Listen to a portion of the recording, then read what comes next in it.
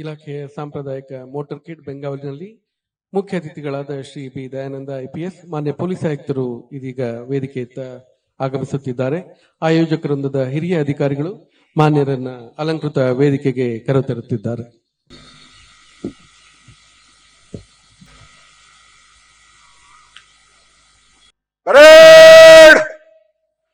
ವಂದನಾ ಶಾಸ್ತ್ರ.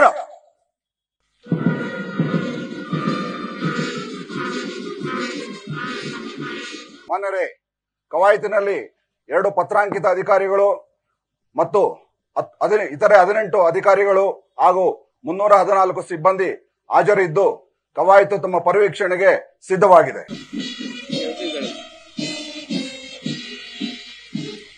ಎರಡನೇ ತುಕಡಿಯಾಗಿ CAR ಕೇಂದ್ರ ಸ್ಥಾನ, ಇದರ ನಾಯಕತ್ವವನ್ನು ವಹಿಸಿದ್ದಾರೆ ಶ್ರೀ ಶೋಯಬ್ ನದಾಫ್, RSI CAR ಕೇಂದ್ರ. ಮೂರನೇ ತುಕಡಿ ಪಶ್ಚಿಮ ವಿಭಾಗದ ಶ್ರೀ ಅಶೋಕ್ N ಅವರ ನೇತೃತ್ವ.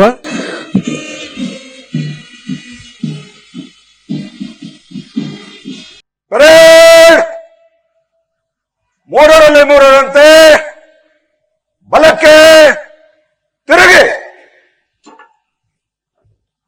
ಪರೇಡ್ ಮೂರರಲ್ಲಿ ಮೂರರಂತೆ ಎಡದಿಂದ ಶೀಘ್ರ ನಡೆ.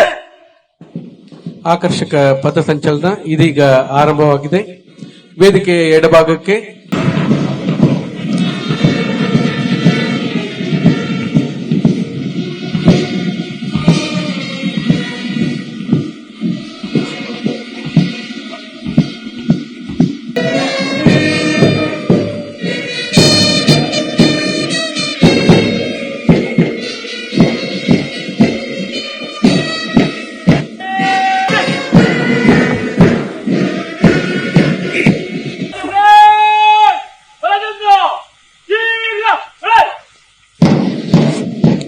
ಕವಾಯತಿನಲ್ಲಿ ಭಾಗವಹಿಸಿರುವ 10 ತಂಡಗಳು ಇದೀಗ ಆಕರ್ಷಕ ಶೀಘ್ರ ನಡೆಯನ್ನ ಪ್ರಾರಂಭಿಸಿದ್ದಾವೆ.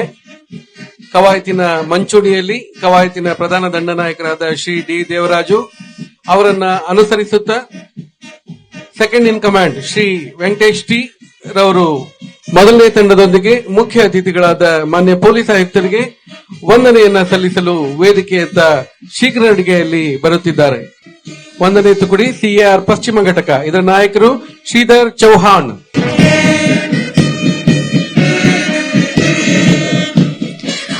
ಎರಡನೇ ತುಕಡಿ CAR ಕೇಂದ್ರ ಸ್ಥಾನ, ಇದರ ನಾಯಕತ್ವ ಶೋಯಬ್ ನದಾಫ್.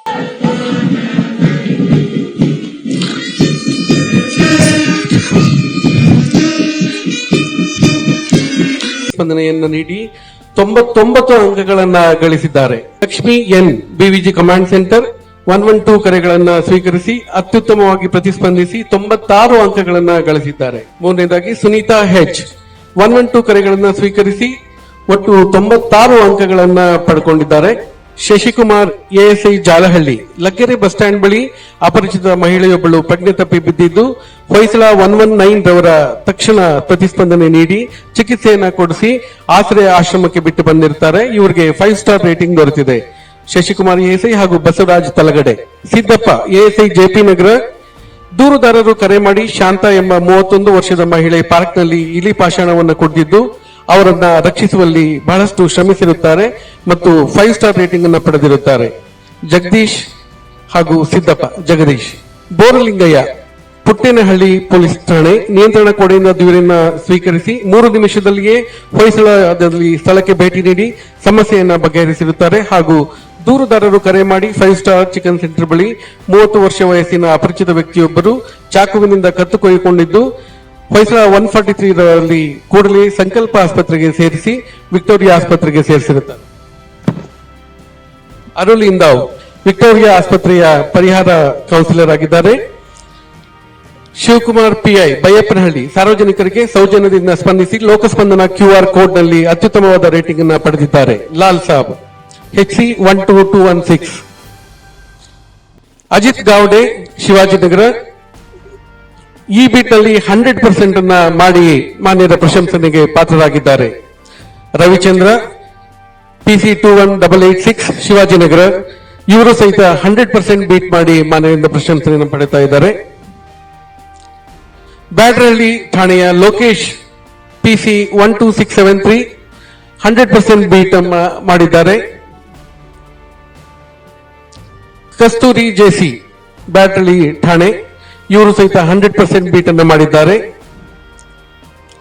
ದಾಡಾರಪ್ಪ ಕೆಆರ್ಪುರಂ ಸಂಚಾರ ಠಾಣೆ 5 ಸ್ಟಾರ್ ರೇಟಿಂಗ್ ಅನ್ನ ಪಡೆದಿರುವ ಅತ್ಯುತ್ತಮ ಸಾಧನೆಯನ್ನ ಮಾಡಿದ್ದಾರೆ. ಯಮನೂರಪ್ಪ ಬೇಸ್ಡ್ ಆನ್ ರೇಟಿಂಗ್ ಇವರು 5 ಸ್ಟಾರ್ ರೇಟಿಂಗ್ ಅನ್ನು ಪಡೆದಿದ್ದಾರೆ. Whitefield head constable. Badsha R Nadaf Adugodi cobra 3 ಸಿಬ್ಬಂದಿಯವರಾದ ಇವರು ಕೋರಬಂಗ್ಲಾ 100 ಫೀಟ್ ರೋಡ್ ಅಲ್ಲಿ ಉಂಟಾಗಿದ್ದ ರಸ್ತೆ ಗುಂಡಿಯನ್ನು ಮುಚ್ಚಿಸಿ ಸಾರ್ವಜನಿಕರಿಗೆ ಅನುಕೂಲ ಮಾಡಿಕೊಟ್ಟಿದ್ದಾರೆ. ಸುರೇಶ್ ಬಿಕೆ ವಿಜಯನಗರ ಐಎಂಇ ಪ್ರಕರಣಗಳಲ್ಲಿ ನೋಟಿಸ್ ನೀಡಿ ವಶಕ್ಕೆ ಪಡೆದಿದ್ದ 30 ವಾಹನಗಳ ಪೈಕಿ 27 ವಿಲೇವಾರಿ ಮಾಡಿದ್ದಾರೆ. ಮುನಿರಾಜು ಬಾಣಸ್ವಾಡಿ ಸಂಚಾರ ಠಾಣೆ ಮಾನ್ಯ ಜಂಟಿ ಪೊಲೀಸ್ ಆಯುಕ್ತರು ಸಂಚಾರರವರ ಪ್ರಶಂಸನೆಗೆ ಪಾತ್ರರಾಗಿದ್ದಾರೆ. ಉತ್ತಮ ದಾಖಲೆಗಳನ್ನು ನಿರ್ವಹಿಸಿ. ತುಳಸಿ ಮಹಿಳಾ ಎಚ್ಸಿ ಮೈಕ್ರೋ ಲೇಔಟ್ ಇವರು ಮಾನ್ಯ ಪೊಲೀಸ್ ಆಯುಕ್ತರು ಭೇಟಿ ನೀಡಿದ ಸಂದರ್ಭದಲ್ಲಿ ಕಡತಗಳನ್ನ ಉತ್ತಮವಾಗಿ ನಿರ್ವಹಿಸಿದ್ದಕ್ಕಾಗಿ ಪ್ರಶಂಸನೆಯನ್ನು ಪಡೆದಿದ್ದಾರೆ. ಎನ್ ಏಜಾಜ್ ಖಾನ್ ಸಂಚಾರ ಪೂರ್ವ ವಿಭಾಗ ಇವರು ರಾಘವೇಂದ್ರ ಜಂಕ್ಷನ್ ನಲ್ಲಿ ಕರ್ತವ್ಯ ನಿರ್ವಹಿಸಿದ ಸಮಯದಲ್ಲಿ ಸಿಕ್ಕಿದ ಮೊಬೈಲ್ ಅನ್ನ ಸಾರ್ವಜನಿಕರಿಗೆ ವಾಪಸ್ ನೀಡಿ ಪ್ರಶಂಸನೆಯನ್ನ ಪಡೆದಿದ್ದಾರೆ. ಜಗದೀಶ್ ಪಿಸಿ ಎಚ್ಎಎಲ್ ಏರ್ಪೋರ್ಟ್ ಇವರು ತಮ್ಮ ಸಮಯ ಪ್ರಜ್ಞೆ ಮತ್ತು ಕರ್ತವ್ಯ ನಿಷ್ಠೆಯಿಂದ ಪಣತ್ತೂರು ರೈಲ್ವೆ ಅಂಡರ್ ಪಾಸ್ ಅಲ್ಲಿ ಮಳೆ ನೀರನ್ನ ಕ್ಲಿಯರ್ ಮಾಡಿ ಸಾಮಾಜಿಕ ಜಾಲತಾಣಗಳಲ್ಲಿ ಬಹಳಷ್ಟು ಮೆಚ್ಚುಗೆಯನ್ನು ಗಳಿಸಿದ್ದಾರೆ. ಅವರೊಂದಿಗೆ Satyanarayana HAL airport. Anand CS Byatarayanapura ಠಾಣೆಯ ಠಾಣಾಧಿಕಾರಿ ವೀಲಿಂಗ್ ಮಾಡುವವರ ವಿರುದ್ಧ ವಿಶೇಷ ಕಾರ್ಯಾಚರಣೆ ನಡೆಸಿ 14 ಪ್ರಕರಣಗಳನ್ನು ದಾಖಲು ಮಾಡಿದ್ದಾರೆ. ಅದರಲ್ಲಿ 4 ಜನ ಅಪ್ರಾಪ್ತ ಅವರ ಪೋಷಕರಿಗೆ ಕೇಸನ್ನು ದಾಖಲಿಸಿದ್ದಾರೆ. ಮೋಹನ್ ಕುಮಾರ್ ಜಿಎಂ ಉತ್ತರ ವಿಭಾಗ ಇವರು ಆನ್ಲೈನ್ ತಂತ್ರಾಂಶವನ್ನು ಸಮರ್ಪಕವಾಗಿ ಬಳಕೆ ಮಾಡಿಕೊಂಡು 923 ಮೊಬೈಲ್ ಫೋನ್ಗಳನ್ನ ಬ್ಲಾಕ್ ಮಾಡಿಸಿರುತ್ತಾರೆ. ಬಸವರಾಜ್ ಡಿಸಿಪಿ ಪೂರ್ವ ಕಚೇರಿ ಸೋಷಿಯಲ್ ಮೀಡಿಯಾದಲ್ಲಿ ಮಾರಕಾಸ್ತ್ರಗಳನ್ನು ಪ್ರದರ್ಶಿಸುವ ಮೂಲಕ ಸಾರ್ವಜನಿಕರಲ್ಲಿ ಭಯವನ್ನು ಉಂಟು ಮಾಡುತ್ತಿದ್ದವರನ್ನ ಡಿಲೀಟ್ ಮಾಡಲಿಕ್ಕೆ ಸಹಾಯ ಮಾಡಿರುತ್ತಾರೆ. ಅವರೊಂದಿಗೆ ಪ್ರವೀಣ್ ಒಟ್ಟು 15ಕ್ಕೂ ಅಧಿಕ ಪ್ರೊಫೈಲ್ಗಳನ್ನ ಗುರುತಿಸಿ ಅಂತಹವನ್ನ ಡಿಲೀಟ್ ಮಾಡಲಿಕ್ಕೆ ಸಹಕರಿಸಿರುತ್ತಾರೆ. ಆಡಳಿತ ಶಾಖೆಯ ಭರತ್ ದ್ವಿತೀಯ ದರ್ಜೆ ಸಹಾಯಕರು ವಾರಂಟ್ ಮತ್ತು ಸಮನ್ಸ್ ಡಿಡಿಸಿ ಕೇಸ್ ಇತ್ಯಾದಿಗಳನ್ನು ಉತ್ತಮವಾಗಿ ನಿರ್ವಹಿಸಿರುತ್ತಾರೆ. ನಮಿತಾ ವೈಕೆ ಸಿಬ್ಬಂದಿ 2 ಡಿಇ ಪೊಲೀಸ್ ಸಿಬ್ಬಂದಿಗಳ ಮುಂಬಡ್ತಿ ಹಾಗೂ ನಿಯಮ ರೂಲ್ ನಂಬರ್ 7 ಹಾಗೂ ನಿಯಮ 12ಕ್ಕೆ ಸಂಬಂಧಿಸಿದಂತೆ ಉತ್ತಮ ಕಾರ್ಯ. ಅರವಿಂದ ಟಿ ಡಿಸಿಪಿ ಪೂರ್ವ ವಿಭಾಗ ಆರ್ಎನ್ ನಗರ ಠಾಣೆಯ 311/24 ನಲ್ಲಿ ಉತ್ತಮ ಕೆಲಸ. ಶ್ರೀಯುಕ್ತ ಎಸ್ ಇವರು ಸಹಿತ ಕಲೆಗಳನ್ನು ಸಂಗ್ರಹಿಸುವಲ್ಲಿ ಅತ್ಯುತ್ತಮ ಪಾತ್ರವನ್ನು ವಹಿಸಿದ್ದಾರೆ. ದೇವರಾಜ್ ಸೋಷಿಯಲ್ ಮೀಡಿಯಾದಲ್ಲಿ ಉತ್ತಮವಾಗಿ ಇವರು ಕರ್ತವ್ಯವನ್ನು ನಿರ್ವಹಿಸಿದ್ದಾರೆ. Responding to BCP and CP sirs Twitter messages. Vittal Adin ಇವರು ಸಹಿತ ಪೊಲೀಸ್ ಆಯುಕ್ತರ ಕಾರ್ಯಾಲಯದಲ್ಲಿ ಸೋಷಿಯಲ್ ಮೀಡಿಯಾವನ್ನ ನಿರ್ವಹಿಸುತ್ತಾರೆ. ಮಂಜುನಾಥ್ ಎಸ್ ಗೃಹ ರಕ್ಷಕ ಸಿಬ್ಬಂದಿ ಪಶ್ಚಿಮ ವಿಭಾಗ ಹೈಗ್ರೌಂಡ್ಸ್ ಇಲಾಖೆ ವತಿಯಿಂದ ನೀಡುವ ಎಲ್ಲ ಕೆಲಸಗಳನ್ನ ಬಹಳ ಶ್ರದ್ಧೆ ವಹಿಸಿ ಮಾಡುತ್ತಾರೆ. Eranna V home guard Yeshwanthpur.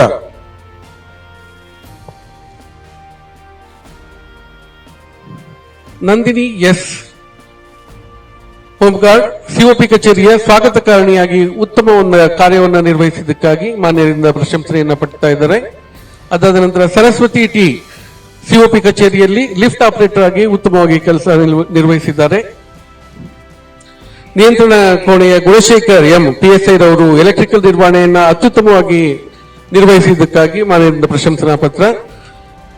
Mahadev GH Puttenahalli ಠಾಣೆ ನಿಯಂತ್ರಣ ಕೋಣೆಯಿಂದ ದೂರನ್ನು ಸ್ವೀಕರಿಸಿ 3 ನಿಮಿಷದಲ್ಲಿ ಹೊಯ್ಸಳದಿಂದ ಸ್ಥಳಕ್ಕೆ ಭೇಟಿ ನೀಡಿ ಉತ್ತಮ ಕಾರ್ಯವನ್ನು ನಿರ್ವಹಿಸುತ್ತಾರೆ. ಈ ತಿಂಗಳ ಮಾಸಿಕ ಕವಾಯತು ಇಲ್ಲಿ ಸಿಆರ್ ದಕ್ಷಿಣ ಮೈದಾನದಲ್ಲಿ ಇವತ್ತು ಇಲ್ಲೇನು ಏರ್ಪಡಿಸಲಾಗಿದೆ. ಕವಾಯತನ್ನ ಅತ್ಯಂತ ಉತ್ತಮ ಶ್ರೇಣಿಯ ಒಂದು ಪ್ರದರ್ಶನವನ್ನ ನೀಡಿರ್ತಕ್ಕಂತಹ ಇವತ್ತಿನ ಮಾಸಿಕ ಕವಾಯತಿನ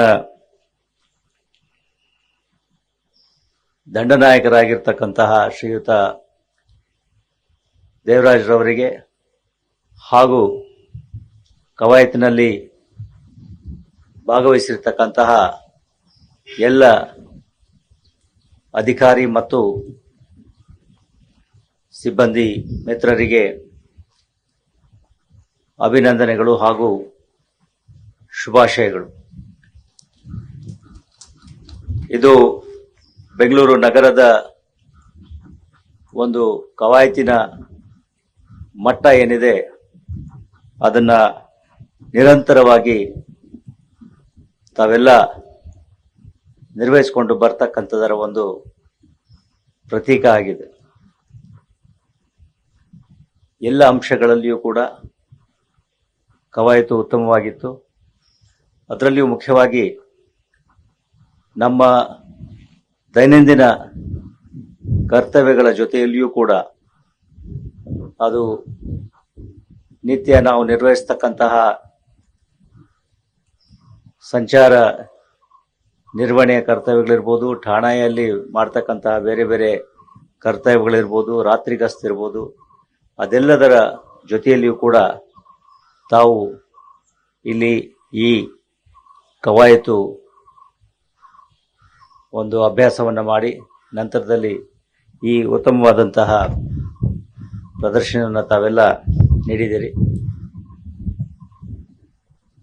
ಇದೇ ರೀತಿಯಾಗಿ ಮುಂದೆಯೂ ಕೂಡ ನಿರ್ವಹಿಸಿಕೊಂಡು ಹೋಗಬೇಕು ಅಂತ ಹೇಳಿ ನಾನು ಆಶಿಸ್ತೇನೆ. ಒಂದೆರಡು ಅಂಶಗಳು ಕವಾಯತಿಗೆ ಸಂಬಂಧಪಟ್ಟ ಹಾಗೆ.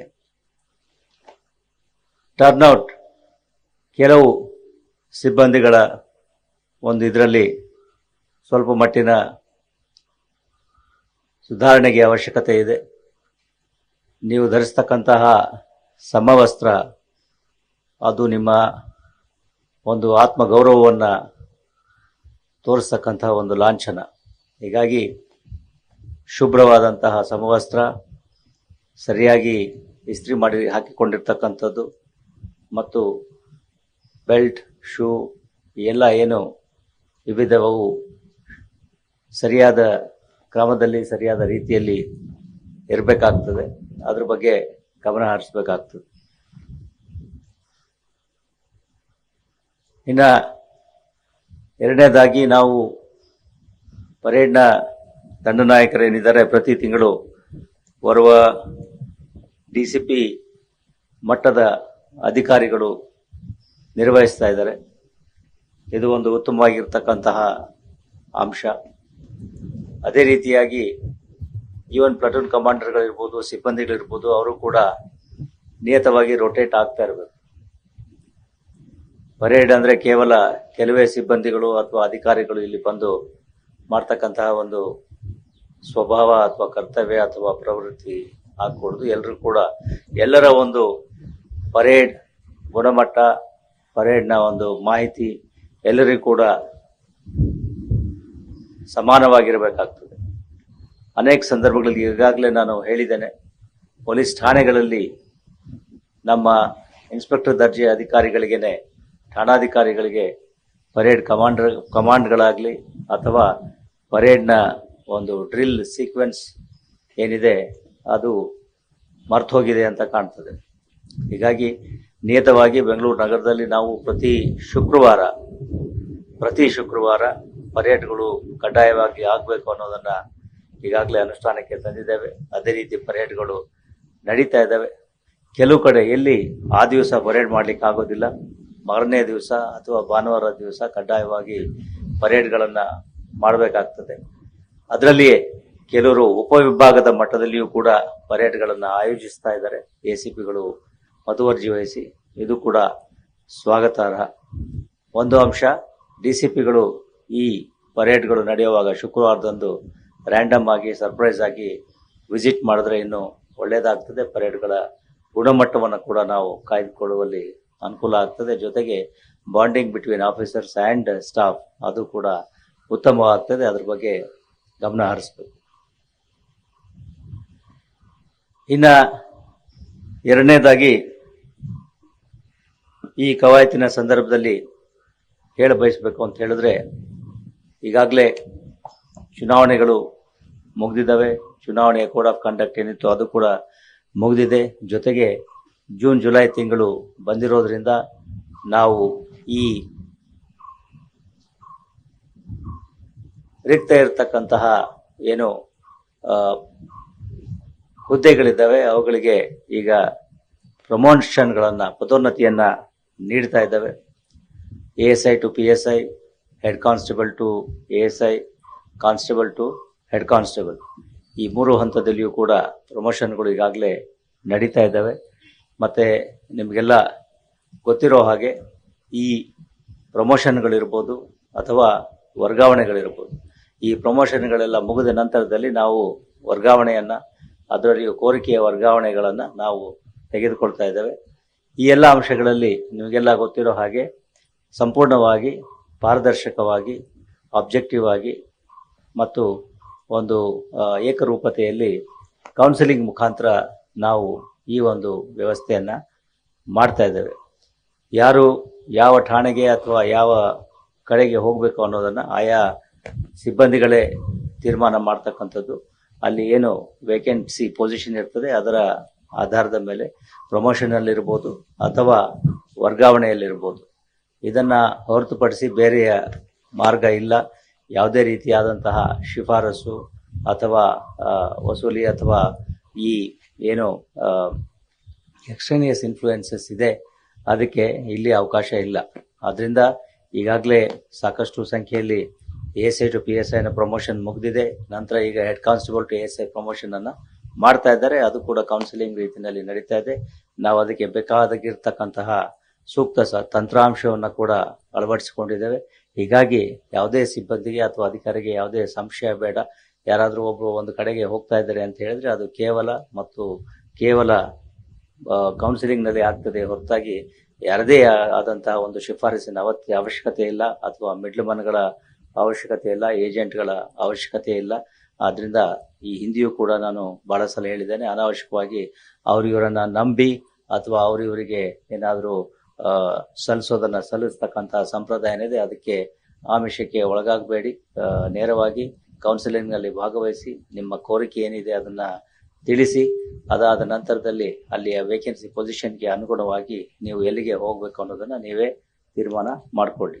ವರ್ಗಾವಣೆ, ಪ್ರಮೋಷನ್ ಇವೆಲ್ಲ ಇಲಾಖೆಯಲ್ಲಿ ಇರ್ತಕ್ಕಂತಹ ಒಂದು ಏನು ಸರ್ವಿಸ್ ಮ್ಯಾಟರ್ಸ್ ಏನಿದೆ ಅದು ಎಲ್ಲರೂ ಕೂಡ ಅದಕ್ಕೆ ಬಾಧ್ಯರಾಗಿರ್ಬೇಕಾಗ್ತದೆ. ಇವನ್ ಈ ಕೌನ್ಸಿಲಿಂಗ್ ನಾವೇನು ಮಾಡ್ತಾ ಇದ್ದೀವಿ ಅದು ಸರ್ಕಾರದ ಇಚ್ಛೆ ಹಾಗೂ ಸರ್ಕಾರದ ಆಜ್ಞೆ ಕೂಡ ಆಗಿದೆ. ಉಳಿದ ಇಲಾಖೆಗಳಲ್ಲಿಯೂ ಕೂಡ ಈಗ ಕೌನ್ಸಿಲಿಂಗ್ ಮೂಲಕವೇ ಮಾಡ್ತಾ ಇದ್ದಾರೆ. ಕೇವಲ ಹೆಲ್ತ್ ಡಿಪಾರ್ಟ್ಮೆಂಟ್ ಅಥವಾ ಶಿಕ್ಷಣ ಇಲಾಖೆ ಮಾತ್ರ ಅಲ್ಲ, ಈಗ ಈವನ್ ರೆವಿನ್ಯೂ ಇಲಾಖೆ ಮತ್ತು ಬೇರೆ ಇಲಾಖೆಗಳಲ್ಲಿಯೂ ಕೂಡ ಕೌನ್ಸಿಲಿಂಗ್ ಮುಖಾಂತರವೇ ಎಲ್ಲ ವರ್ಗಾವಣೆಗಳು ಆಗಬೇಕು ಅನ್ನೋದರ ನಿಯಮವನ್ನ ಸರ್ಕಾರದವರು ತರ್ತಾ ಇದ್ದಾರೆ. ಹೀಗಾಗಿ ಅದಕ್ಕೆ ನಾವೆಲ್ಲರೂ ಕೂಡ ಮನ್ನಣೆಯನ್ನ ಕೊಡಬೇಕಾಗ್ತದೆ. ಅದನ್ನ ಹೊರತುಪಡಿಸಿ ಅನಾವಶ್ಯಕವಾಗಿ ಯಾವುದೇ ರೀತಿಯಾದಂತಹ ಬಾಹ್ಯ ಒತ್ತಡ ಅಥವಾ ಬಾಹ್ಯ ಇದಕ್ಕೆ ಒಳಗಾಗಬೇಡಿ, ಅದು ನಡೆಯೋದಿಲ್ಲ. ಮೂರನೇ ಅಂಶ ತಮ್ಮೆಲ್ಲರ ಗಮನಕ್ಕೆ ತರಬೇಕಾಗಿರ್ತಕ್ಕಂಥದ್ದು ಬೆಂಗಳೂರು ನಗರದ ಪೊಲೀಸ್ ವ್ಯವಸ್ಥೆಯ ಬಗ್ಗೆ ಮತ್ತು ನಮ್ಮ ಕಾರ್ಯ ತತ್ಪರತೆಯ ಬಗ್ಗೆ, ವೃತ್ತಿ ಕೌಶಲ್ಯದ ಬಗ್ಗೆ. ಇತ್ತೀಚಿನ ಕೆಲವು ಪ್ರಕರಣಗಳ ತನಿಖೆಯಿಂದಾಗಿ ಬೆಂಗಳೂರು ನಗರ ಪೊಲೀಸರ ಕರ್ತವ್ಯ ತತ್ಪರತೆಯನ್ನ, ವೃತ್ತಿಪರತೆಯನ್ನ ಎಲ್ಲ ಕಡೆಯಲ್ಲೂ ಕೂಡ ಶ್ಲಾಘಿಸಲಾಗ್ತಾ ಇದೆ. ಇದು ಒಂದು ಅಭಿನಂದನವಾಗಿರ್ತಕ್ಕಂಥ ಅಂಶ. ನಾನು ಎಲ್ಲ ಬೆಂಗಳೂರು ನಗರ ಪೊಲೀಸ್ ಅಧಿಕಾರಿಗಳು ಮತ್ತು ಸಿಬ್ಬಂದಿಗಳಿಗೆ ಈ ವಿಷಯದ ಬಗ್ಗೆ ಸಾರ್ವಜನಿಕ ಒಂದು ಮನ್ನಣೆಯನ್ನ ಗಳಿಸಿರೋದ್ರ ಬಗ್ಗೆ, ಯಾಕೆಂದ್ರೆ ನಾವು ನಮ್ಮ ಕೆಲಸಗಳನ್ನ ನಿಯತವಾಗಿ ಮಾಡ್ತಾ ಇರಬಹುದು, ಒಳ್ಳೆಯ ಕೆಲಸವನ್ನೇ ಮಾಡ್ತಾ ಇರಬಹುದು, ವೃತ್ತಿಪರತೆಯಿಂದಲೇ ಮಾಡ್ತಾ ಇರಬಹುದು. ಅನೇಕ ಸಂದರ್ಭಗಳಲ್ಲಿ ಅದಕ್ಕೆ ಸಾರ್ವಜನಿಕ ಮನ್ನಣೆ ಸಿಗ್ತಕ್ಕಂಥದ್ದು ಒಂದು ಕಾಕತಾಳಿ ಅಂತ ನಾನು ಭಾವಿಸ್ತೇನೆ. It's only coincidental. ಅನೇಕ ಸಂದರ್ಭಗಳಲ್ಲಿ ಆಗೋದಿಲ್ಲ. ಈಗ ಬೆಂಗಳೂರು ನಗರದ ಕೆಲಸ ಕಾರ್ಯಗಳ ಬಗ್ಗೆ ಎಲ್ಲ ಕಡೆಗಳಲ್ಲಿಯೂ ಕೂಡ ಪ್ರಶಂಸನೀಯ ಒಂದು ಮಾತುಗಳು ಬರ್ತಾ ಇದೆ, ಸಾರ್ವಜನಿಕ ಮನ್ನಣೆ ದೊರೀತಾ ಇದೆ. ಅದಕ್ಕೋಸ್ಕರ ಎಲ್ಲ ನಗರದ ಪೊಲೀಸ್ ಅಧಿಕಾರಿ ಮತ್ತು ಸಿಬ್ಬಂದಿಗಳಿಗೆ ಅಭಿನಂದನೆಗಳನ್ನ, ಶುಭಾಶಯಗಳನ್ನ ಹೇಳಲಿಕ್ಕೆ ಇಷ್ಟಪಡ್ತೇನೆ. ಇದು ಒಂದು ಅತ್ಯುತ್ತಮವಾದಂತಹ ಒಂದು ತಂಡೋಪಾದಿಯಲ್ಲಿ, ಅಂದ್ರೆ ಟೀಮ್ ವರ್ಕ್ ಆಗಿ ತಾವು ಮಾಡ್ತಾ ಇರ್ತಕ್ಕಂತಹ ಕೆಲಸಕ್ಕೆ ಸಾಕ್ಷಿಯಾಗಿದೆ ಅಂತ ಹೇಳಿ ನಾನು ಭಾವಿಸ್ತೇನೆ. ಜೊತೆಗೆ ಮತ್ತು ಬಹುಮುಖ್ಯವಾಗಿ ಇದೇ ರೀತಿಯ ವೃತ್ತಿಪರತೆಯನ್ನ, ಕರ್ತವ್ಯ ತತ್ಪರತೆಯನ್ನ, ಸಮಯ ಪ್ರಜ್ಞೆಯನ್ನ ಮತ್ತು ಕರ್ತವ್ಯ ಪ್ರಜ್ಞೆಯನ್ನ ಎಲ್ಲ ವಿಷಯಗಳಲ್ಲಿ ಕೂಡ ನಾವು ಪಾಲನೆ ಮಾಡಬೇಕಾಗಿದೆ ಅನ್ನೋದನ್ನ ತಮಗೆ ಒತ್ತಿ ಹೇಳಲಿಕ್ಕೆ ಇಷ್ಟಪಡ್ತೇನೆ. ಪ್ರಮುಖವಾಗಿ ನಮಗೆ ಬೇಕಾಗಿರ್ತಕ್ಕಂಥದ್ದು ಈ ಅಪರಾಧ ಪ್ರಕರಣಗಳು, ಅದರಲ್ಲಿಯೂ ಮುಖ್ಯವಾಗಿ ನಮ್ಮ ಸೊತ್ತಿನ ಅಪರಾಧಗಳು, ಅದರಲ್ಲಿ ನಾವು ನಮ್ಮ ಕರ್ತವ್ಯ ಪ್ರಜ್ಞೆಯನ್ನ ತೋರಿಸಬೇಕಾಗ್ತದೆ ಅಂತ ಹೇಳಿ ನಾನು ಭಾವಿಸ್ತೇನೆ. ಯಾಕೆಂದ್ರೆ ಸಾರ್ವಜನಿಕ ನಾಗರಿಕ ಯಾರೇ ಒಬ್ಬರು ಇರ್ಬೋದು, ಅವರು ತಮ್ಮ ಹಾರ್ಡ್ ಅರ್ನ್ಡ್ ಮನಿ, ತಮ್ಮ ಜೀವನದ ಎಲ್ಲ ಒಂದು ಏನು ದುಡಿಮೆಯ ಹಣ ಅಥವಾ ಸ್ವತ್ತು ಇರ್ತದೆ, ಅದನ್ನ ಅನೇಕ ಈ ಪ್ರಾಪರ್ಟಿ ಅಫೆನ್ಸ್ಗಳು, ಸ್ವತ್ತಿನ ಅಪರಾಧಗಳಲ್ಲಿ ಮನೆಗಳತನಗಳಿರ್ಬೋದು, ಸುಲಿಗೆ ಇರ್ಬೋದು, ಸರಗಳತನಗಳಿರ್ಬೋದು, ಮೊಬೈಲ್ ಸ್ನ್ಯಾಚಿಂಗ್ಗಳಿರ್ಬೋದು, ಯಾವುದೇ ರೀತಿಯ ಪ್ರಕರಣ ಇದ್ರೂ ಕೂಡ ಅದನ್ನ ಕಳೆದುಕೊಂಡಾಗ ಸಹಜವಾಗಿಯೇ ಬಹಳಷ್ಟು ಅಸಹಕಾರ ಆಗ್ತಾರೆ, ನೊಂದಿರ್ತಾರೆ. ಅಂತವರ ಕಷ್ಟಗಳಿಗೆ ಸ್ಪಂದಿಸಿ ಈ ನಮ್ಮ ಸ್ವತ್ತಿನ ಅಪರಾಧಗಳು ಆಗದಂತೆ ತಡೆಯತಕ್ಕಂಥದ್ದು, ಅದೇ ರೀತಿಯಾಗಿ ಈ ರೀತಿ ಆಗಿರ್ತಕ್ಕಂತಹ ಪ್ರಕರಣಗಳನ್ನ ಭೇದಿಸ್ತಕ್ಕಂಥದ್ದು ಇದು ಬಹುಮುಖ್ಯ ಆಗ್ತದೆ. ಇದ್ರ ಬಗ್ಗೆ ನಾವು ಹೆಚ್ಚಿನ ಗಮನವನ್ನ ಕೊಡಬೇಕಾಗ್ತದೆ. ಕಾರಣಾಂತರಗಳಿಂದ, ಬೇರೆ ಬೇರೆ ವಿಷಯಗಳಿಂದ, ಲಾ ಅಂಡ್ ಆರ್ಡರ್ ಇಶ್ಯೂಸ್ ಇರ್ಬೋದು, ಅಥವಾ ಈ ರೀತಿಯ ಚುನಾವಣೆಗಳಿರ್ಬೋದು, ಅಥವಾ ಬೇರೆ ಏನು ಫೈರ್ ಫೈಟಿಂಗ್ ಆಕ್ಟಿವಿಟೀಸ್ ನಾವು ಮಾಡ್ತೇವೆ, ಅದರಿಂದಾಗಿ ಈ ರೀತಿಯ ನಮ್ಮ ವೃತ್ತಿಪರತೆ, ಕ್ರೈಮ್ ವರ್ಕ್ ಏನಿದೆ ಅದು ಕ್ರಮೇಣವಾಗಿ ಕುಂಠಿತ ಆಗ್ತಾ ಹೋಗ್ತಾ ಇದೆ.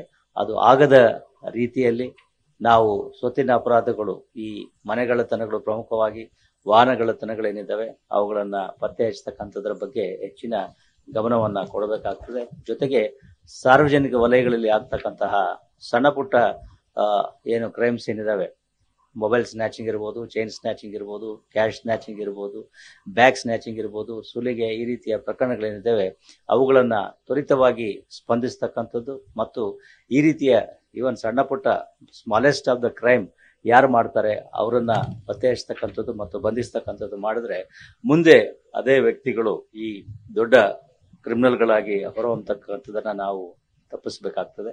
ಇದ್ರ ಬಗ್ಗೆ ಇನ್ನೂ ಹೆಚ್ಚಿನ ಗಮನ ಕೊಡ್ತಕ್ಕಂತಹ, ಇನ್ನೂ ಹೆಚ್ಚಿನ ಕೆಲಸ ಆಗ್ತಕ್ಕಂತಹ ಅವಶ್ಯಕತೆ ಇದೆ. ಅದ್ರ ಬಗ್ಗೆ ತಾವೆಲ್ಲ ಗಮನ ಹರಿಸಬೇಕು ಅಂತ ಹೇಳಿ ನಾನು ಕೇಳಿಕೊಳ್ತೇನೆ. ಅದೇ ರೀತಿಯಾಗಿ ನಗರದ ಠಾಣೆಗಳಿಗೆ ಬರ್ತಕ್ಕಂತಹ ಸಾರ್ವಜನಿಕರಿಗೆ ವಿಳಂಬ ಅಥವಾ ಯಾವುದೇ ರೀತಿಯಾದಂತಹ ಅನಾನುಕೂಲ ಆಗದ ರೀತಿಯಲ್ಲಿ ತಾವೆಲ್ಲ ಸ್ಪಂದಿಸಬೇಕು ಅಂತ ಹೇಳಿ ಹಿಂದೆಯೂ ಕೂಡ ಹೇಳಿದ್ದೇನೆ, ಈಗಲೂ ಕೂಡ ಅದಕ್ಕೆ ಒತ್ತನ್ನ ಕೊಡ್ತಾ ಇದ್ದೇನೆ. ಪೊಲೀಸ್ ಠಾಣೆಗಳಿಗೆ ಬರ್ತಕ್ಕಂಥವ್ರು ಪೊಲೀಸ್ ಇಲಾಖೆಯನ್ನ ನಂಬಿ ಬಂದಿರ್ತಾರೆ. ಅವರ ಏನೇ ಸಮಸ್ಯೆ ಇರ್ಬೋದು, ಏನೇ ಕುಂದುಕೊರತೆ ಇರ್ಬೋದು, ಅಥವಾ ಏನೇ ಅನಾನುಕೂಲತೆ ಇರ್ಬೋದು, ಅದು ನಮ್ಮ ವ್ಯಾಪ್ತಿಗೆ ಬರ್ಬೋದು, ಬರದೇ ಇರ್ಬೋದು. ಬಟ್ ಅವ್ರಿಗೆ ನಾವು ಸ್ಪಂದಿಸ್ತಕ್ಕಂತಹ ರೀತಿ ಸೂಕ್ತವಾಗಿರ್ಬೇಕಾಗ್ತದೆ. ಯಾವುದೇ ರೀತಿಯಾದಂತಹ ಒಂದು ಏರು ಧ್ವನಿಯಲ್ಲಿ ಮಾತನಾಡ್ತಕ್ಕಂಥದ್ದು ಅಥವಾ ಯಾವುದೇ ರೀತಿಯಲ್ಲಿ ಅವರಿಗೆ ನೋವಾಗದ ರೀತಿಯಲ್ಲಿ ನಾವು ವರ್ತಿಸಬೇಕಾಗ್ತದೆ. ಅದನ್ನ ನಾವು ಸಾಫ್ಟ್ ಸ್ಕಿಲ್ ಅಂತ ನಾವೇನು ಹೇಳ್ತೇವೆ ಅದನ್ನ ಅಳವಡಿಸ್ಕೊಡ್ಬೇಕಾಗ್ತದೆ. ಕೊನೆಯದಾಗಿ ತಮಗೆಲ್ಲ ಗೊತ್ತಿರೋ ಹಾಗೆ ಈಗ ಹೊಸ ಕಾನೂನುಗಳು ಜಾರಿಗೆ ಬಂದಿದ್ದಾವೆ. ಜುಲೈ 1ರಿಂದ ಅನೇಕ ರೀತಿಯಲ್ಲಿ ಕೆಲವೊಂದು ಬದಲಾವಣೆಗಳು ಅದರಲ್ಲಿ ಆಗಿದ್ದಾವೆ. ಸೆಕ್ಷನ್ಗಳ ನಂಬರ್ಗಳಿರ್ಬೋದು, ಸೆಕ್ಷನ್ಗಳಲ್ಲಿರ್ಬೋದು, ಅಥವಾ ಪ್ರೊಸೀಜರ್ಸ್, ಈ CRPC ನಲ್ಲಿ ಇರ್ತಕ್ಕಂಥ ಪ್ರೊಸೀಜರ್ಸ್ ಏನಿತ್ತು ಅದು ಈಗ ಹೊಸ ಕಾನೂನಿನಲ್ಲಿ BNSS ನಲ್ಲಿ ಅನೇಕ ವ್ಯತ್ಯಾಸಗಳು, ಅನೇಕ ಬದಲಾವಣೆಗಳು ಆಗಿರ್ತಕ್ಕಂಥದ್ದನ್ನ ತಾವೆಲ್ಲ ಗಮನಿಸಿದ್ದೀರಿ. ಇದನ್ನ ಸರಿಯಾದ ರೀತಿಯಲ್ಲಿ ಯಾವುದೇ ರೀತಿಯಾದಂತಹ ಒಂದು ಲೋಪ ಆಗದ ರೀತಿಯಲ್ಲಿ ತಾವು ನಿರ್ವಹಿಸಬೇಕಾಗ್ತದೆ. ಅದಕ್ಕೋಸ್ಕರವೇ ನಾನು ಹೇಳಿರ್ತಕ್ಕಂಥದ್ದು, ಒತ್ತು ಕೊಟ್ಟಿರ್ತಕ್ಕಂಥದ್ದು ಠಾಣಾ ಸಿಬ್ಬಂದಿಯವರು ಯಾರಿದ್ದಾರೆ ಅವರುಗಳಿಗೆ ಇದರ ಬಗ್ಗೆ ಸರಿಯಾದಂತಹ ಮಾಹಿತಿ, ಅರಿವು, ತಿಳುವಳಿಕೆ ಇರಬೇಕಾಗ್ತದೆ. ಮತ್ತು ಎಲ್ಲಿಯೇ ಏನೇ ಒಂದು ಸಂಶಯ ಬಂದ್ರೆ ಏನು ಮಾಡಬೇಕು ಅನ್ನೋದ್ರ ಬಗ್ಗೆ ಪೂರ್ವಾಪರವಾಗಿ ತಿಳಿದುಕೊಂಡು ಮಾಡ್ತಕ್ಕಂಥದ್ದು ಒಳ್ಳೆಯದು. ಒಂದ್ಸಲ ನಮ್ಗೇನೋ ಡೌಟ್ ಇದ್ರೂ ಕೂಡ ಆಯ್ತು ಅಂತ ಹೇಳಿ ಯಾವುದೋ ಒಂದು ರೀತಿಯಲ್ಲಿ ಮಾಡಿ ನಂತರದಲ್ಲಿ ಸಮಸ್ಯೆ ಉಂಟಾಗೋದು ಬೇಡ. ಅದಕ್ಕೋಸ್ಕರ ಏನೇ ಇದ್ರೂ ಕೂಡ ತಿಳಿದುಕೊಳ್ಳಿ, ನಿಮ್ಮ ಅಧಿಕಾರಿಗಳಿಗೆ ಕೇಳಿ, ನಿಮ್ಮ ಪ್ರಾಸಿಕ್ಯೂಟರ್ಸ್ಗೆ ಕೇಳಿ, ಅವಶ್ಯಕತೆ ಬಿದ್ದರೆ ನ್ಯಾಯಾಲಯಗಳಿಗೆ ಹೋಗಿ ನ್ಯಾಯಾಧೀಶರನ್ನು ಕೂಡ ಸಂಪರ್ಕಿಸಿ, ಈ ತರ ಇದೆ, ಏನ್ ಮಾಡಬೇಕು, ಯಾವ ರೀತಿ ಮಾಡಬೇಕು ಅಂತ ಹೇಳಿ. ಯಾಕೆಂದ್ರೆ ನಾವೇನಾದ್ರೂ ಈ ಪ್ರಾರಂಭಿಕ ಹಂತದಲ್ಲಿ ಯಾವುದೇ ಒಂದು ಲೋಪವನ್ನ, ತಪ್ಪನ್ನ ಮಾಡಿದ್ರೆ ಅದು ಅಪರಾಧಿಗಳಿಗೆ ಅನುಕೂಲ ಆಗ್ತದೆ. ಅದು ಆಗದ ರೀತಿಯಲ್ಲಿ ಹೊಸ ಕಾನೂನಿನ ಅಡಿಯಲ್ಲಿ ಏನು ಅಪೇಕ್ಷೆ ಇದೆ, ನಿರೀಕ್ಷೆ ಇದೆ, ಅಥವಾ ಏನು ಯಾವ ರೀತಿ ಮಾಡಬೇಕು ಅನ್ನೋದನ್ನ ಅಲ್ಲಿ ಉಲ್ಲೇಖಿಸಲಾಗಿದೆ. ಅದನ್ನ ಸರಿಯಾಗಿ ಮನನ ಮಾಡಿಕೊಂಡು ಅದನ್ನ ಅನುಷ್ಠಾನಕ್ಕೆ ತರ್ತಕ್ಕಂಥ ಒಂದು ಅವಶ್ಯಕತೆ ಇದೆ. ಅದನ್ನ ತಾವೆಲ್ಲ ಮಾಡಬೇಕು ಅಂತ ಹೇಳಿ ಆಶಿಸಿ ಮತ್ತೊಮ್ಮೆ ಇವತ್ತು ಇಲ್ಲಿ ಈ ಒಂದು ಉತ್ತಮ ಕವಾಯತು ಪ್ರದರ್ಶನವನ್ನು ನೀಡಿರ್ತಕ್ಕಂಥದಕ್ಕಾಗಿ ಕವಾಯತಿನ ದಂಡನಾಯಕರು ದೇವರಾಜ್ರವರಿಗೆ ಹಾಗೂ ಇಲ್ಲಿ ಈ ಕವಾಯತು ಮೈದಾನವನ್ನ ಅಚ್ಚುಕಟ್ಟಾಗಿ ಸರಿಪಡಿಸುವಲ್ಲಿ ಶ್ರಮ ವಹಿಸಿರ್ತಕ್ಕಂಥ ಎಲ್ಲ ಅಧಿಕಾರಿ ಮತ್ತು ಸಿಬ್ಬಂದಿಗಳಿಗೆ ಅಭಿನಂದನೆಗಳನ್ನು ಹೇಳಿ ನನ್ನ ಮಾತುಗಳನ್ನು ಮುಗಿಸ್ತೇನೆ. ನಮಸ್ಕಾರ. ಮಾನ್ಯರೇ, ಮಾಸಿಕ ಕವಾಯತು ಮುಕ್ತಾಯವಾಗಿದ್ದು ಕವಾಯತು ನಿರ್ಗಮಿಸಲು ತಮ್ಮ ಅನುಮತಿಯನ್ನು ಕೋರುತ್ತೇನೆ.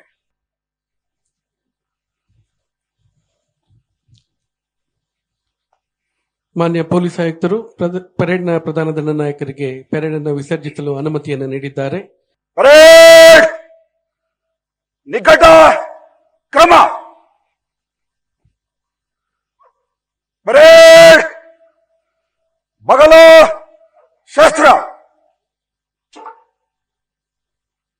ಪರೇಡ್ ಮೂರರಲ್ಲಿ ಮೂರರಂತೆ ಮಾರ್ಗವಾಗಿ ಚಲಿಸಲು ಬಲಕ್ಕೆ ತಿರುಗಿ. ಪರೇಡ್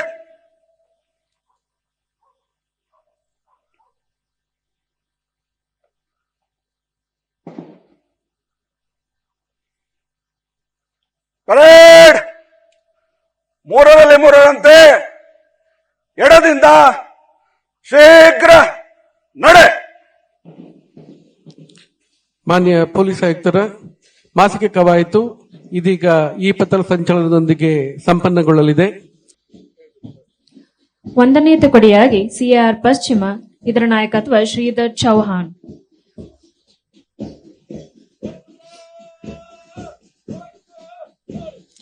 2ನೇ ತುಕಡಿ ಶ್ರೀ ಶೋಯಬ್ ನದಾಫ್, ಆರ್ಎಸ್ಐ ಸಿಆರ್ ಕೇಂದ್ರ, ಇವರ ನಾಯಕತ್ವದಲ್ಲಿ ಸಿಆರ್ ಕೇಂದ್ರ ಸ್ಥಾನದ ತುಕಡಿ.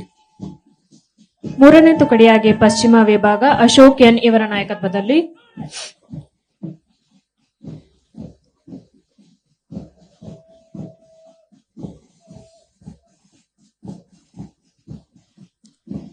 4ನೇ ತುಕಡಿಯ ನಾಯಕತ್ವವನ್ನು ಮಂಜುನಾಥ ಪಿಎಸ್ಐ ಅವರು ವಹಿಸಿದ್ದಾರೆ.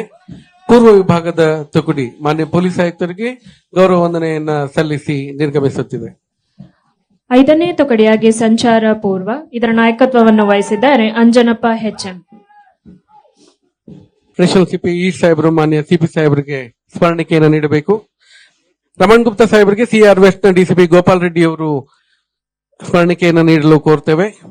ಹಾಗೂ CV Hadapad CR south DCP ಅವರು ಸತೀಶ್ ಕುಮಾರ್ ಸಾಹೇಬರಿಗೆ ಸ್ಮರಣಿಕೆಯನ್ನು ನೀಡಬೇಕು. ಮತ್ತು ಚಂದ್ರಗುಪ್ತ ಸಾಹೇಬರಿಗೆ ಡಿಸಿಪಿ ನಾರ್ತ್ ಮಂಜುನಾಥ್ ಶುಕ್ಲಾ ಸಾಹೇಬರು ಸ್ಮರಣಿಕೆಯನ್ನು ನೀಡಬೇಕು. ಇದರೊಂದಿಗೆ ಬೆಂಗಳೂರು ನಗರ ಮಾನ್ಯ ಪೊಲೀಸ್ ಆಯುಕ್ತರ ಜುಲೈ ಮಾಹೆಯ ಮಾಸಿಕ ಕವಾಯತು ಸಂಪನ್ನಗೊಂಡಿದೆ. ಎಲ್ಲರಿಗೂ ಧನ್ಯವಾದಗಳು. ದಯಮಾಡಿ ಎಲ್ಲರೂ ಲಘು ಉಪಹಾರಕ್ಕೆ ನಮ್ಮನ್ನ ಸೇರಬೇಕು.